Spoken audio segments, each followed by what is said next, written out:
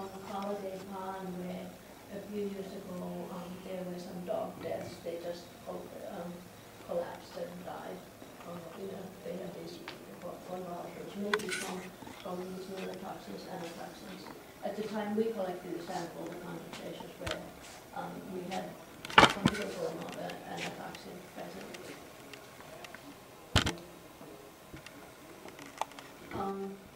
We have done some studies on sources of contaminants. In the past couple of years, we did some beach sanitary surveys that are designed to identify E. coli sources by field investigations and statistics. And we had DNR and some UW statistics students did some multivariate statistical analysis on the data. We found some common sources on most beaches, but each of them really behave quite in a unique manner.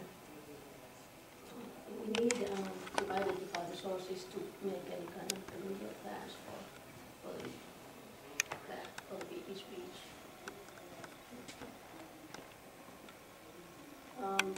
Non-point sources are generally the largest problem in the Madison area. We don't have the combined sewer system like Milwaukee, for instance.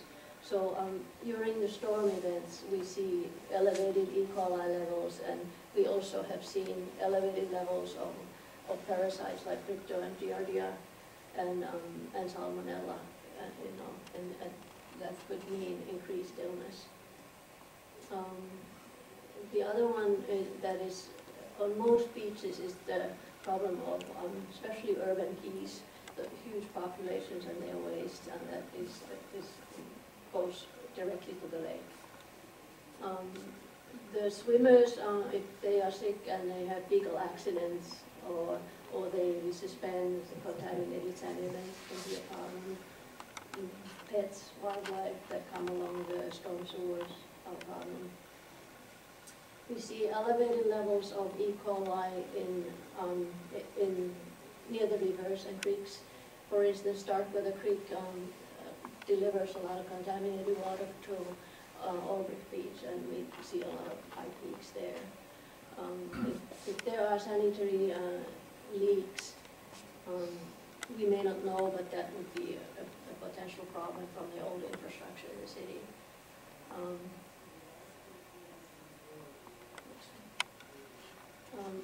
We have lots of storm sewers that drain directly into the lake and that are right by the beach or near the beach. We have in the city of Madison alone, we have like 590 some stormwater outfalls, and that certainly is a problem. So the big one here is right next to the beach. The other storm sewers. This is just an example of how weather events can cause elevated E. coli levels. These ones actually are above the measurement range of, we don't dilute the samples typically because we know that if it's that high, it's a problem. So this is after around August 2007 rainfall events. And the next one is also at the Bernie's Beach.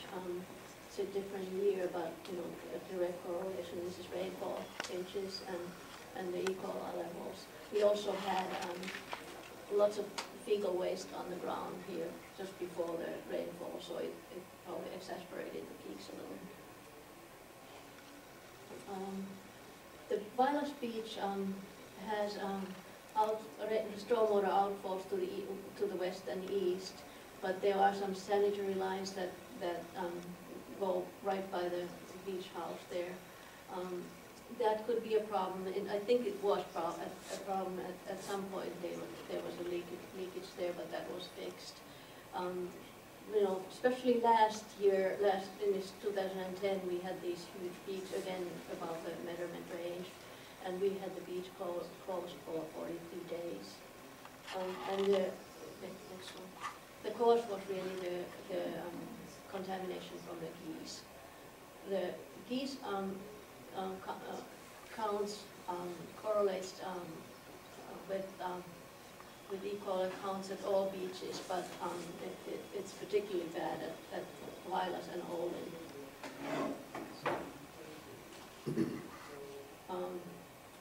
So our goal is really to protect the beach health and protect from the waterborne illness.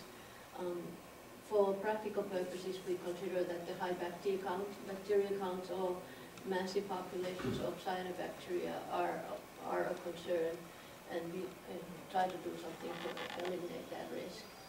So when the blooms are massive or when the bacterial counts are high, we do a very intense testing for both of those. The public health intervention may include information about the risks, symptoms of exposure, and how to avoid the hazards. And we can also restrict the beach water activities when it's appropriate. We put out alerts on the web, on Facebook, Twitter, on media, on beach postings, and we have a phone info line. We have been closing beaches for both reasons. E. coli generally is to us it tells that it may be caused by the human and animal waste, and we would close generally for a few days, but in the case when there is a heavy population of waterfowl, it can extend over a very long period of time. In Vilas it was 43 days and only 41 days in 2010. For the cyanobacteria, that varies, the blooms vary a lot from year to year. And in 2008 and 2009 we had particularly frequent and severe blooms, and we ended up closing 88 or 96% of the time, whereas in 2010 only 2% of the closings were because of the cyanobacteria. We have had 7 to 11% of beach days closed between 2007 and 2010. That percentage is calculated assuming that there's 100 days of beach time, and we have 15 beaches. We provide assurance through monitoring, and that provides an early warning system for protecting human health. We evaluate sources and try to control risks. So the challenges are that especially algae blooms can change very rapidly within hours, and so we have to be ready to respond to that. They vary a lot by time and space, so we have to be there a lot to survey when the situation demands it, and take samples and test look at the levels of either bacteria or cyanobacteria. So we do some testing. There's you can only know the toxicity by chemical testing, so we do that. So generally the normal frequency of testing would not necessarily pick up the hazards there. So the timing and frequency and speed are critical for understanding and interpreting the potential risks there. For the E. coli, the relationship between the indicator bacteria E. coli and the pathogenic organisms is not very clear. So to translate that information to a health risk can be not very straightforward. Also, the traditional testing has the problem that it's too slow to allow making accurate decisions on beach management. So we are currently now developing rapid methods by molecular techniques. We just set up our lab for doing PCR testing. There are some relationships that we can use to predict on pathogen or E. coli occurrence, and the useful parameters are in Madison have been rainfall, wind speed, wave height, water level, turbidity, specific conductance, and there's an example of E. coli versus wave height, and the blue one is E. coli and the red one is wave height, and they really correlate well, but you always have to use the multiple parameters to come up with a prediction. And then the PCR testing would by itself allow getting information within a couple of hours. We do need to learn more about how to predict hazardous algal bloom events. We are partnering with the UW in a project that one of its objectives is to look at whether we can generate some predictive models. As part of that, we are using data sondes in Lake Mendota, looking at the in-situ dynamics of the blooms. And for instance, here we have the sondes have sensors for the cyanobacteria pigments like phycocyanin and chlorophyll, and they have dissolved oxygen, specific conductants, and some other sensors there. So this just shows the phycocyanin, which is the blue-green pigment.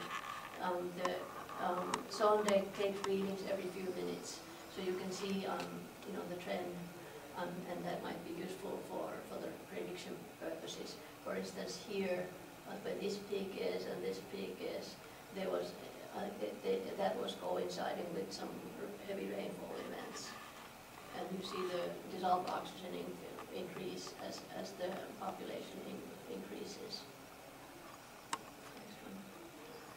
So this is not acceptable for us, so we want to move from this to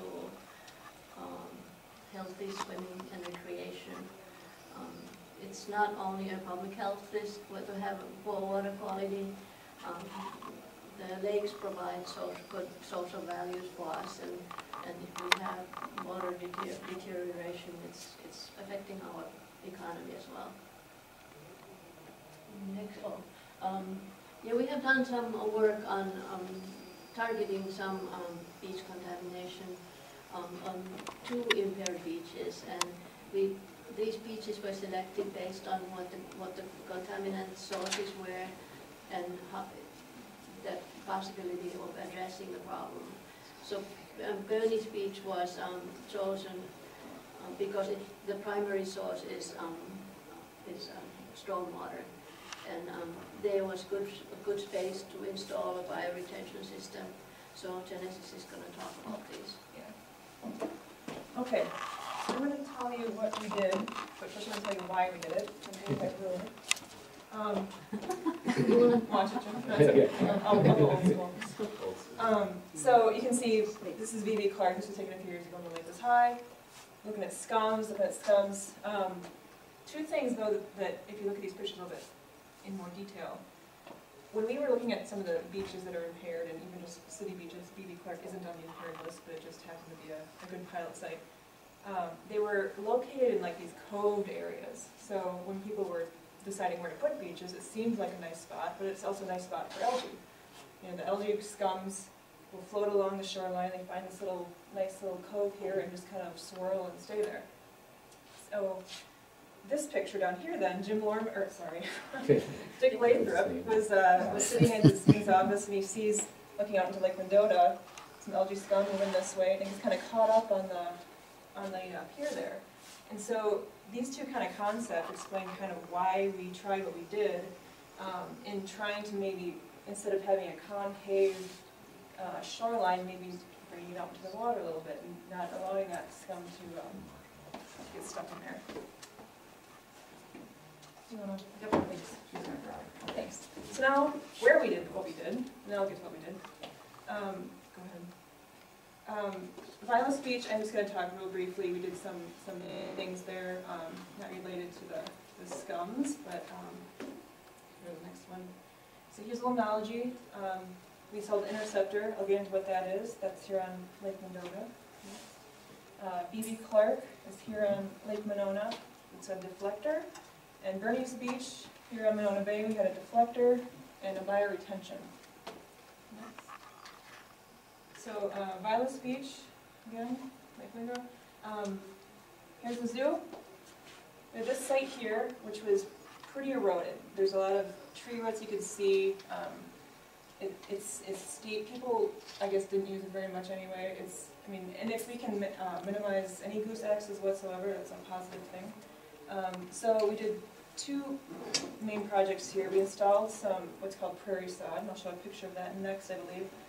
Here in this eroded hillside, and then we put some downspouts and a gutter on this building, which was built by a Frank Lloyd Wright wannabe who designed the building not to be meant for a gutter, so we'd have them specially designed. And anyway, so now there's a roof gutter system, downspout, draining to a rain garden there.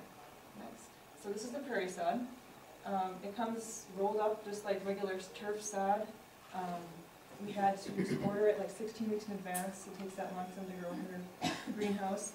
We had one variety down here kind of in the water, the more of the aquatic species, and then more dry here. It was designed, none of it will get more than about 36 inches tall. And it went in pretty slick. And I don't have any after shots, but positive results so far. I think it looks really good. Yeah. I'll say, okay, so now the interceptor. Again, here's that picture. And so what Dick came up with was, if this dock can kind of hold these scums back, could we maybe throw something in the water to do that on purpose? And so his initial thought was, let's do it here at Limnology. So we put in that interceptor. I had that picture earlier with the floating boom. I have a better picture of that next. So here's that same dock. We threw a webcam up here to kind of watch anything coming in. And unfortunately, what Kirsti pointed out was we had 2% of the days were closed due to algae scums. So the data's not there. And we could see it a few times. It was catching, it was working, it was doing what it's supposed to do. But we didn't, fortunately or unfortunately, we didn't have the algal scum year last year like we have in the past. So this one, also what we kind of wanted to do is see, could we capture this? And Dick had the idea of maybe getting rid of, like collecting it somehow. Everyone said they didn't want it, including MMSD. They said, we're not going to touch that. And so we wanted to see if it would work. It collects it. I don't think this one's going to go in this next year so far, but we'll continue this. So now we're going to B.B. Clark. And again, this site was ideal. It wasn't impaired. It was ideal. It was frequently closed because of scums. And again, this kind of coved area. And so what we installed, can you, one more time? Yeah.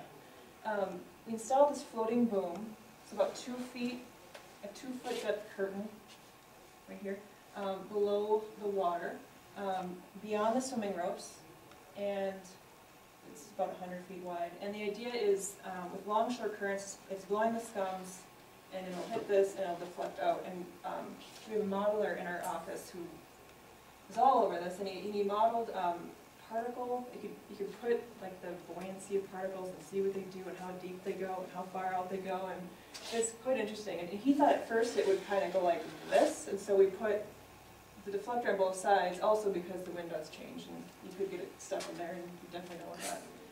But what happens is it goes out here and just kind of keeps going, and eventually it'll go back depending on what wind and wave. But it just kind of keeps it out here, and again, we didn't have the scums that we were kind of hoping for. But you get scum in all the wrong places. I heard from the swimmers though that they were very pleased with that beach last summer. They were. I was out here 3 days a week sampling. Rough duty. It was really hard. So this is not the starters swimsuit. Yeah. We had to have we had Dane County DNR and City. We had the Dane County boom and Dick Lathrop in his scuba outfit, and they had to put weight on the 2 corners. And originally I think we put 500 pounds on each, and the wind moved them pretty quickly. So we put another 500 pounds on each, and they stayed still. Right, and this is Monona, and it's not necessarily, the wind is coming kind of from the side usually, so in a larger situation, Monona maybe not work. So Anyway, the next one. So again, no algal scums, but we have weeds. You know, you get the broken off milfoil, and that's what people were very happy about, because a lot of times the weeds would get caught in there too. And they were definitely out here. And ducks too. So, okay, Bernie's Beach. Right. First, going back, Kirsti, I think, mentioned the bioretention system. So she also mentioned there was that big outfall here. It is still there, but it's only now going to be getting water from these two as opposed to a much larger watershed. We intercepted the storm pipe here and are taking it into a new bioretention site and into a new outfall beyond the swim ropes. You can look at two more times. I think there's a picture of, this is just gratuitous pictures of the construction of the bioretention site and the pipes. So, and again, the water was fairly high when they were trying to plant, and they kept having to pump the site to get the plants in, but we have success now. And then also at Bernie's Beach, we did the deflector. Same thing. And again, the outfall is, the storm outfall is just outside the deflector, the boom, and again, outside the swim ropes. And this is just the concept. It does come from either way. And it's not necessarily a cove like B.B. Clark was, but if you look at Monona Bay, you know, if anything gets in here, it kind of likes to stay around that corner. So if we can do anything to keep the scums away from the beach, I mean, you've heard we're doing all these other things to try to keep the nutrients and the sediment from getting into it, and treating stormwater, but if we can get people using the beaches, I think it would be helpful to gain support for the other things that we're doing. Next, so, sorry, it's okay. These are just pictures of them installing it. They did both B.B. Clark and Bernie's the same day, and I think actually Limnology. They were busy. I just love this picture. This guy is like holding on for his dear life. Anyway, and here's Dick in his scuba gear, loving it. One more. And then this is it installed and people using it.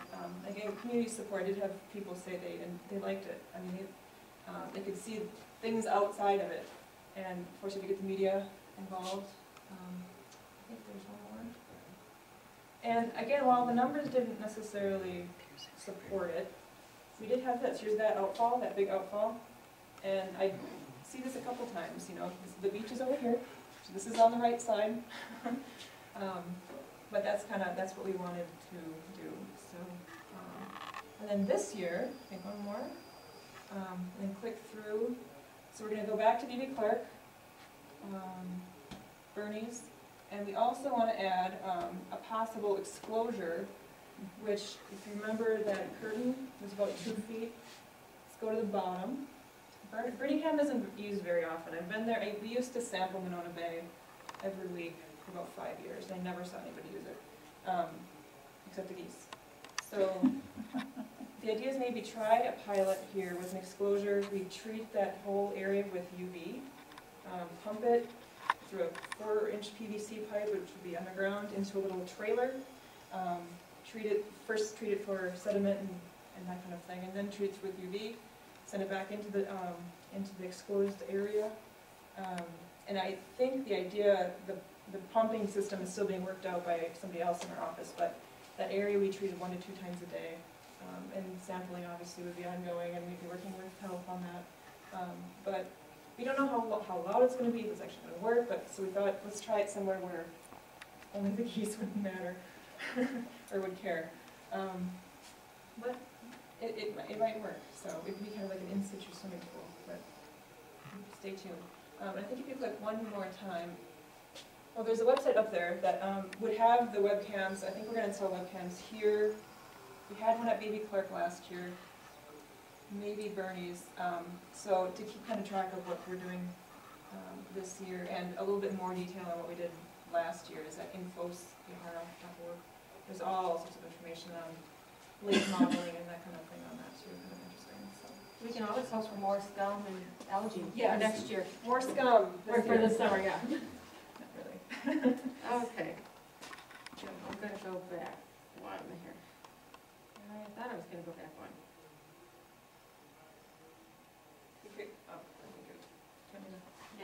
would, please.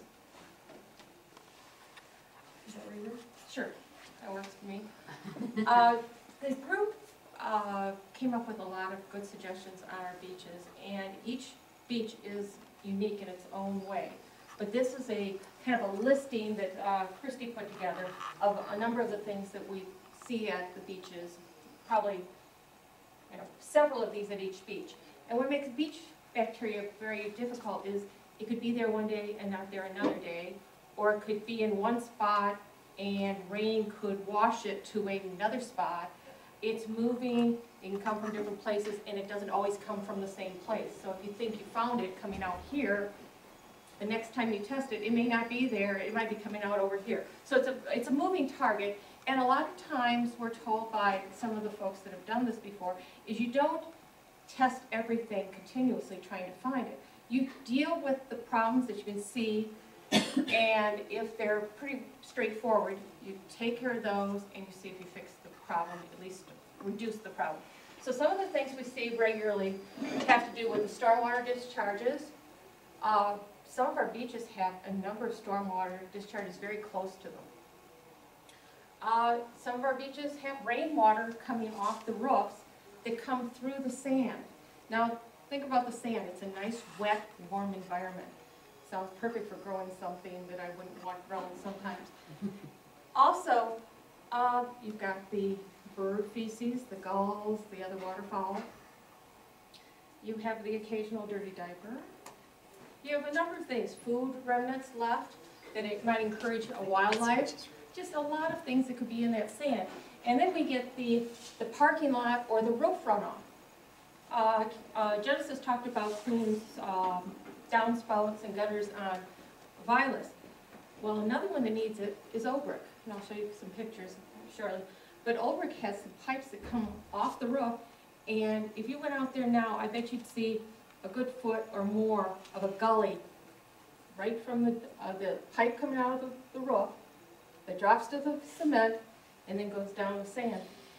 Probably a great way to move feces into the water. Well, of course, we got the urban geese problem. We'll talk about that a little bit more. Let's see. Oh, the beach layout thing. That we were talking about those coves. A number of our beaches are coved, and we don't know if that's due to the erosion of sand because it's moving a little easier. It's not as adhesive, and you get this cove look, or were they actually designed that way to be little stiller areas of our lakes? And the erosion issue. We don't have septic system problems, but a number of the pipes, when we look at the sanitary sewer pipes, they're running very close to the water's edge. If you had a leakage or a break and you didn't know about it, it would go on for a while, you could have a problem with that entering our beaches or water. Let's go on to some of the pictures from our visits. This is at Vilas. One of the things we can do is expose the sand to UV, the sunlight. So by raking it, deep tilling it, turning it over, letting it dry out, let it get exposed. So now the lifeguards pick up all the little poops from the night before and they rake the sand trying to expose it. It does help. Madison beaches have a very powdery sand if you get out there. It's just very soft and all. If we went to a coarser sand, we would have the less bacteria. At least that's what the experts are telling us. Next one. This is Vilas, and I'm sure if you went out there on another, or like now, you have roof drains and a nice slope. Goes right down to the water. Our PhD out of Racine tells us that if we change the slope, and we didn't have the slope going straight to the water, but if we flattened it out more, it would keep the higher sand drier, and then we'd steep it at the end. We'd have actually a better situation. We wouldn't have the same runoff going to the water. We'd have a drier situation, probably less bacteria. Next one. This is the erosion that Genesis was talking about, that they put the sod on. And you can see that they were having some drainage issues, these little gullies forming. We see that at other beaches. Next one. The storm sewer. This is the famous one at Bernie. Sorry to duplicate. We worked a little separately and together, so we get some duplication. And when she showed the exclosure, or the what are you calling that one, diverter? Yeah. Okay, it was right here, so the outlet was to the bay. Next one. And here, you've seen this one before, but this is sanitary sewer. Now, if we did have a leak, and it leaked for a while, we might not know it. You know, the quantity is so small, but after a while, it would add up. You could have a break in there. Have you seen a break there lately? No?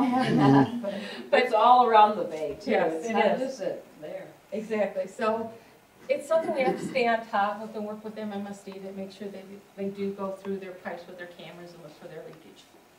Next one? It's 8:15. Yep, we're gonna, Not my to rush favorite, aren't they cute? They are so cute. But let's talk about them. There are two types of geese that we see in our Madison area beaches.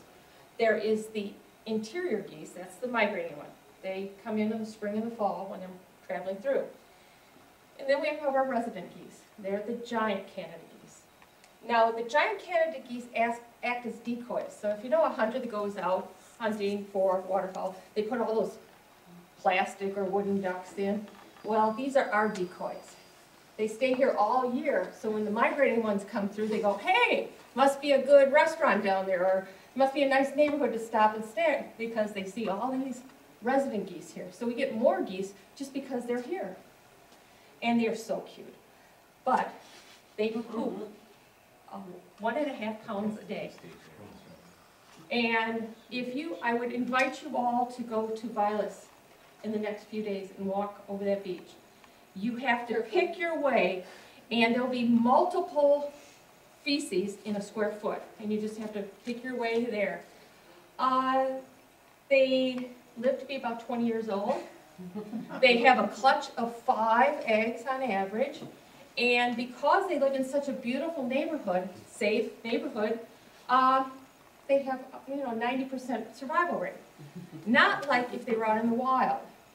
So we have a perfect area. They like to eat grass, they're grazers, and we've got really good tasting grass. We keep them mowed nice, and it looks so pretty. Next one. So here's our beach. You recognize Vilas? Now hit it. And we got all these CDs to come in. Hit it again. And this is what happens, right? Okay, and that's what it really is. I had to put a cartoon in, at least one. Okay, next one. This is the counts of geese in Wisconsin. And these counts are done in the winter. So these are not migrating ones coming through. These are done in the winter. And you'll see that over this time frame, we've tripled the number of geese, these resident geese, in Wisconsin. Lots of communities are complaining about them. And as you've heard, the airport is concerned about safety. And they tell me that if you kill a seagull out on the airstrip and you leave it there, none of the seagulls will come around. They're afraid of that area. You kill a goose out there, and the rest of them have a wake around it. And it draws more, so it's a problem. And there are people that believe that this is a problem. There's people that believe it is not a problem. So next, one of our big problems, we've got to quit feeding them. We've got to convince folks that they are wildlife. They should remain wild. And by feeding them, they not only like the grass, they like their bread, and it really is a popular thing to do. I think every time I go to Vilas, someone's giving a little piece of their sandwich to the geese. Next one. So what we want to do, this Vilas Park Waterfowl Management Group has suggested that we have more signs, we do more outreach to educate folks to not feed the geese, and after a while, start enforcing the city's no feeding ordinance. There is an ordinance out there. People just don't know about it or don't care. That's it. We do habitat improvements or changes, and there has been some done out at Vilas already with the help of some of the Friends of Lake Wingbrook. But when you have high vegetation and the geese can't see through it, they don't know if there's a predator right in there on the other side. So we need to have a little bit more high vegetation and probably a little thicker. But with the amount that we have, the geese can actually wear this down. Right now, the spring count last year, I believe, was about, or the summer count was about 132 geese, and that's about not quite double what it was 10 years ago. We can do fencing, combination, and then are these repellents. The repellents can be used on like the soccer fields where you really do need to have mowed, but they're expensive. We're told that they're about $125 an acre. When you think of a 10-year-old soccer field, that's about 3/4 of an acre. And some have to be put on more often than others, but they do eventually wash off. And if you mow the lawn, you're cutting away, but it makes the grass bitter. And so you have to kind of train the geese that when they see this modified grass that has kind of a powder or something on it, that it's bitter and they don't want to eat it. You can use other types of control. Now, some of these won't work in a residential area. You would never use cannons, noise cannons, but you could use some of these other things. Dogs are very popular in the water and around the edges. Border Collies are particularly good. Those herding type dogs, they're not like the hunting dogs, the labs, and the golden retrievers where they really want the duck or the goose. They just want to herd them, you know, if you're a Border Collie. So they're very good, but if you have to hire someone, I asked for an estimate last year from a company that does this, and they said it'd be about $500 to $800 a week at Vilas. They can get pretty expensive, especially if you want to do it at other parks. You can use these effigies. This is just a flat picture, but you have to move them regularly, and they do disappear because we used them at State Park. People think they're really kind of cool, and they're on this little post, and no one else is out there, so they'll leave. But you use effigies, you can use sound, lasers, particularly at night. They don't like particular lasers being pointed at them, and they'll disperse.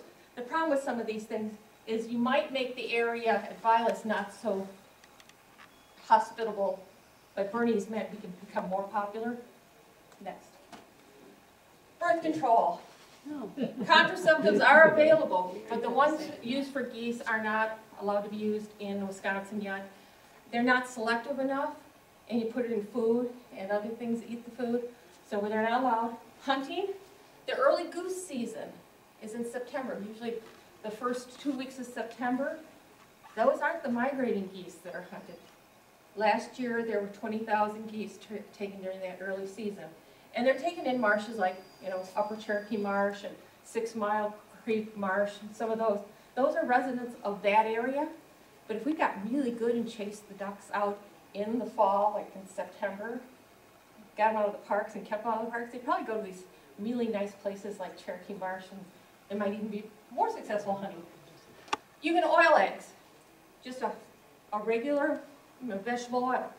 It suffocates the eggs. You can add them by shaking them or pierce them.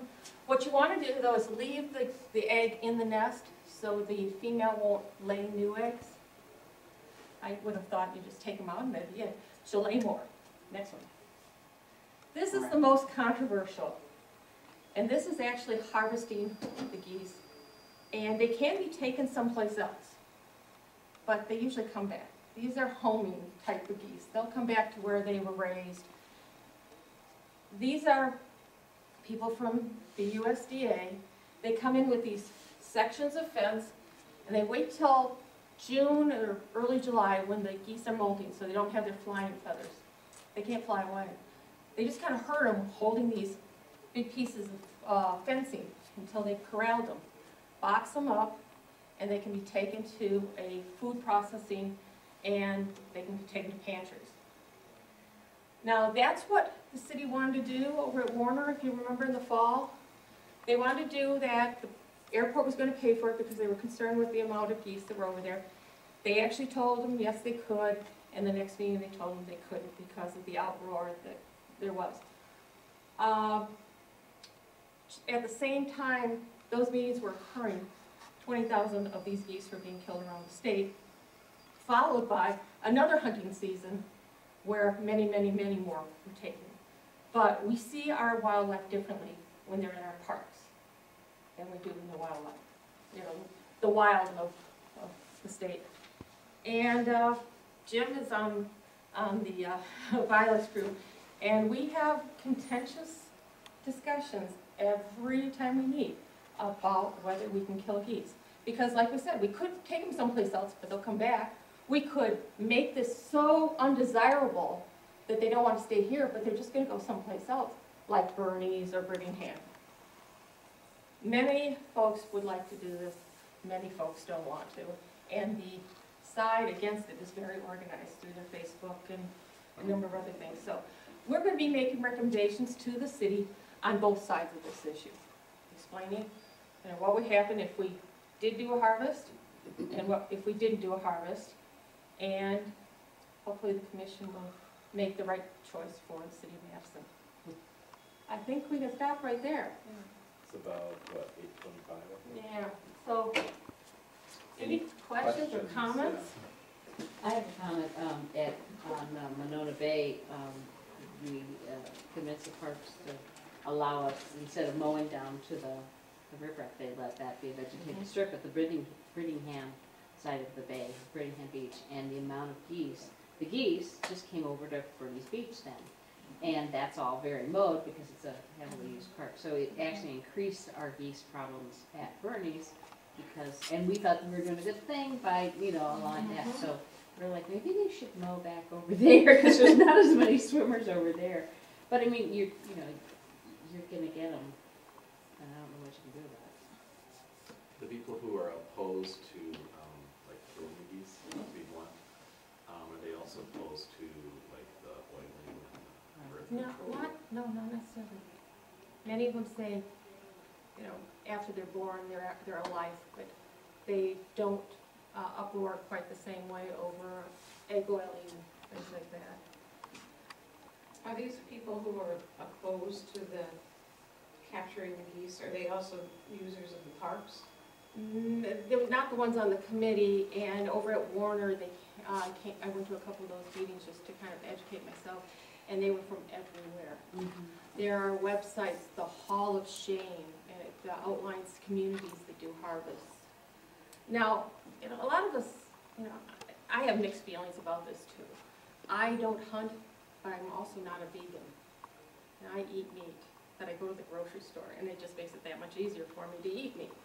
But these folks are, they're supporting life, and I can understand their concern, but the two on the committee are not users of that lake or that beach. But do they realize the effect of the geese on our lakes? They've heard the data, they've seen the pictures. Okay. So, my impression of what's going on in the committee with the Vilas is, how many people are there? 10, 15 people on the committee. There's one person on the committee who is adamantly opposed under any circumstances to killing adult geese. I mean, it's just a moral precept that she has, and she's not going to be convinced. The other person is not it's more, and actually there are a few others, including me, who want to be convinced that it's necessary. And I am convinced that it's necessary. But other people aren't necessarily seeing that the data is there to convince them. So that if they believe it's necessary to reach our target, which is between 5 and 10, We 12 want to be able to geese, see geese there. in But part. If we really need to do harvesting to reach that target, and people are convinced of it, there's a whole group of people who would be okay with that. And they also want to make sure that we just don't use harvesting as the default option. Because it is actually an easier thing to do than education and it's egg cheaper. oiling and so forth. So there is a concern that we just default to that as the standard practice, and I could see that's, I understand that view. We have so many, though, we have a great need in terms of providing protein, we have, disadvantaged people in our midst, and that protein could be used by food pantries. And so there is another group of people that believe that we should just manage them to harvest them. It's actually, they get healthier food that way. The meat is tested for pesticides and metals, mercury, and they also don't have the lead From being hunted, yeah. Yeah, and the group, the management group that is putting together the plan, there was a small grant, a $30,000 grant from a lake small lake fund from DNR, and we hired a biologist that knows about waterfowl. And he has written, we've got a draft now, a plan that isn't just a harvest. It does include a harvest for a couple of years to get the numbers down, but it includes the egg oiling, it includes changing habitat, it includes signs and educating and enforcing, and it includes a voluntary dog patrol. And you can't just say, oh, it's an open dog park. It doesn't, my niece wouldn't go to that park, she's so definitely afraid of dogs. But you need a dog that takes commands, knows when to stop, knows when to come back, and there's a thought that we could work with an organization that might help certify the dog and owner as being the dog under control of the owner, and they might get their little vest, and the dog would get its little vest, and that would let people know that this isn't just an open dog park, that these are the working dogs. These are the Madison Goose management or control dogs, and you would schedule people to come in on a regular basis and run their dogs and exercise their dogs. Trying to make those geese say, I don't want to be there, but this is a perfect site. They have good eating during the day, and they've got good nesting over in the arboretum. It's a very tough site to even try to oil eggs because there's such a vast area. If you go even past the dam into Garner's Marsh, it is a big area. And of course, the arboretum is very concerned about having just anybody on their land oiling eggs. So we're working with a class at the university in wildlife abatement or wildlife damage abatement, and they're willing to come out and help with egg oiling. I know that I turned the information over to Russ Hefty of the city, and he's going to be putting to work in a number of the parks. They're going to be out at Vilas shortly, and a number of other areas, and then we got to decide whether we're going to do egg oiling at Vilas this year. Because if you do oiling and they don't have a successful brood, they'll actually leave for a little while, and then they'll come back. And if we ever wanted to do a harvest, you don't want them leaving at this point. You want them there in June when you want to take them. So there's some controversy over whether we oil this year or not. How many people are on this group that are opposed? Let me tell you who was invited, and we need to edit You're this. talking about the committee that we're talking about? Yeah. Or about the Let's larger? The larger group that's opposing. Oh, there's hundreds. It was full. Have you enlisted the aid of the sector? Yeah. Yes, we have some. We invited someone from the Bay Creek neighborhood, and he hasn't come, but we have a representative from the Arboretum, from the Vilas neighborhood. We did not get the representative from the Greenbush neighborhood, but she keeps track of what's going on through our emails. Dan Bach from the Ultimate Frisbee Association. Dave Liebel from Friends of Lake Winger and the UW. We have a swimmer, an avid swimmer that knows a lot of the other swimmers in the area, and a lifeguard. We have a representative from the Dungeon Monroe neighborhood, Edgewood College over here. We have the Regent Soccer Club, and then another Vilas resident, Public Health. We have the Audubon Society, we have City Parks, and Winger Boats represented. And I guess I would like to know if the people who are opposed, do they ever spend any time walking around in parks? yes, they do. I hear. That's not a problem for them? I'm at the Warner event last fall. Scott Craven, who is a well-respected biologist in the area, had just given a presentation on the goose and why it's different, and that it was almost extinct at one time, and then brought back, and to have few geese in everybody's parks, and now because the parks are such perfect environments, the population has gone bonkers. Talked about how much they pooped, and how long they live, and all, and gave just a factual, and he was attacked even on the facts.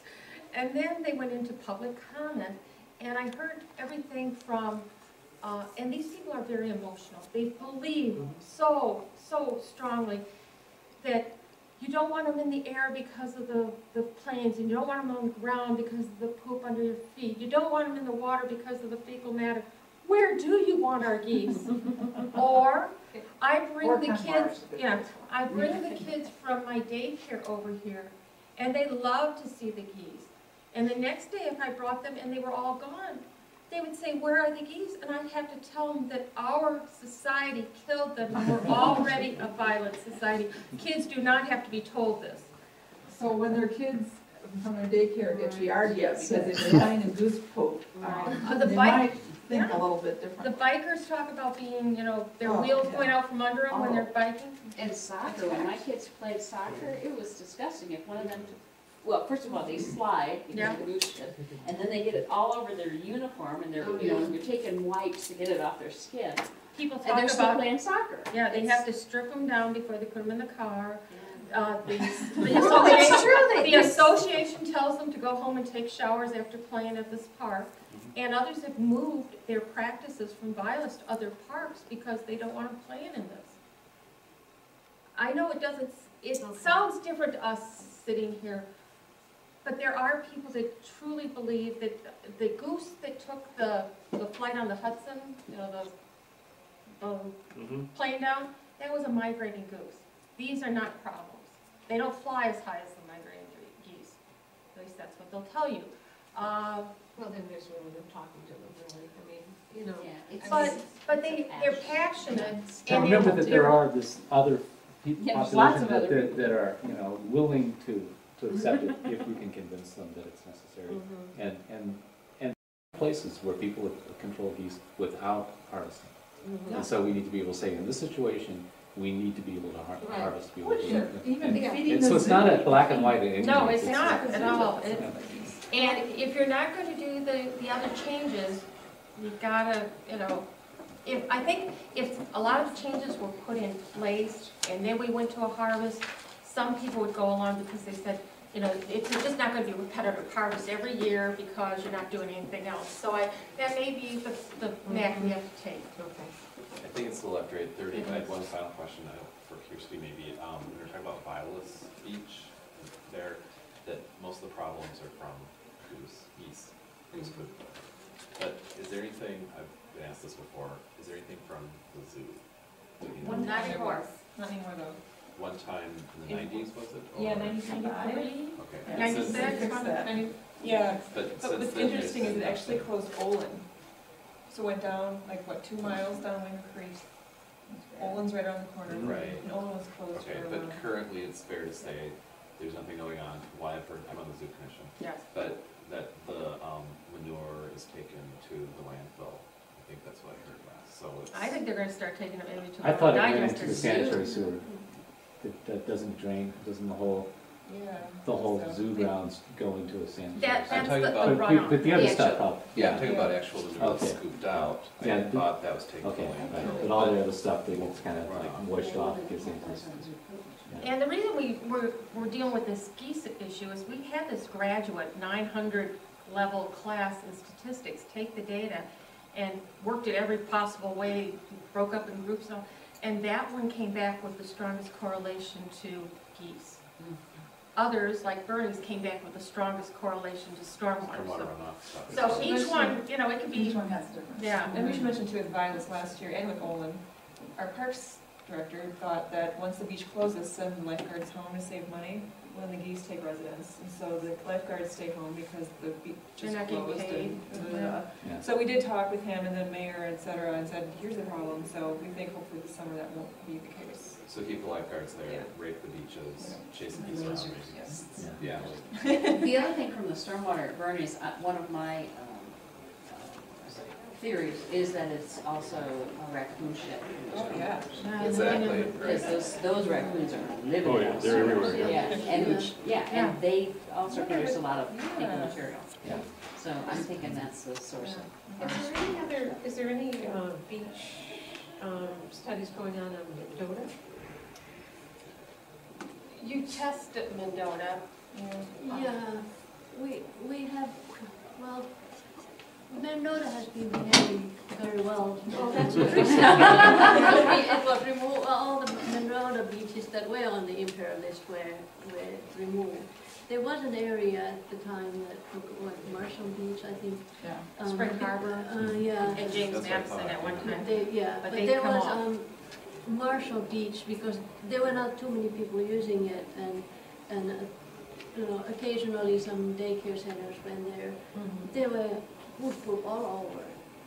And, you know, the less people there are, you know, the more the geese take over. Right. And that's a problem. But Lake Mendota has had these algae blooms except for this summer. And we are concentrating on the 6 that are on the impaired list at this point. Okay. And how much do the exclosures cost? Oh, shoot. Is it It was like They weren't that $10,000. much. No, it it's was- It is cost effective and you can reuse it, and my goodness, are they buoyant.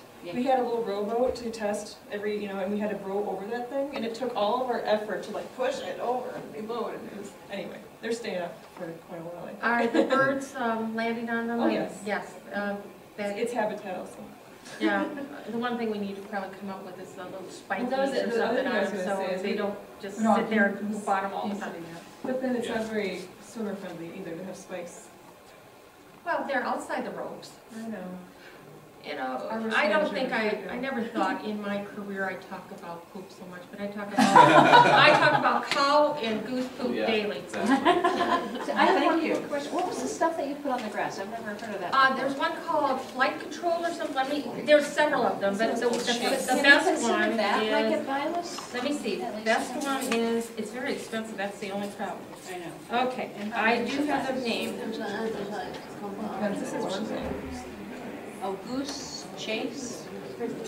Wild Goose Chase is one of the, okay, there is one called Goose Chase, but there's also one called Top, I can't Look remember, at the back. something flight. What It is, it's a great I missed abstract. what she's saying. Goose chase. Ah, Yeah, What was the other one? so, Goose chase. one's called Goose Chase, but the other one's called something Flight, and you can find it on the web. Yeah, It's, I'm just they're all wondering over if the that, and then how long does that last? Once you put it on, is it like Some this of them are a all little day? bit more rain resistant, and they'll stay on for a couple rains. But as it grows, it gets cut off, you have to put it back on. And then some of them aren't as rain resistant. They may be a little cheaper, but you're gonna be putting them on more often. Right. Because I'm thinking geese can learn too. You can Yes. a couple times, you have flowers. Exactly, yeah, exactly. Teach them to notice it, it's bitter, I don't wanna be here. It's generally only used in the fall, you know, in July or something. Without putting together. They are generally used only in the studies. Yeah, the socks gives them probably should fall. Yeah, Oh, but they are, but they're there's spring. really something.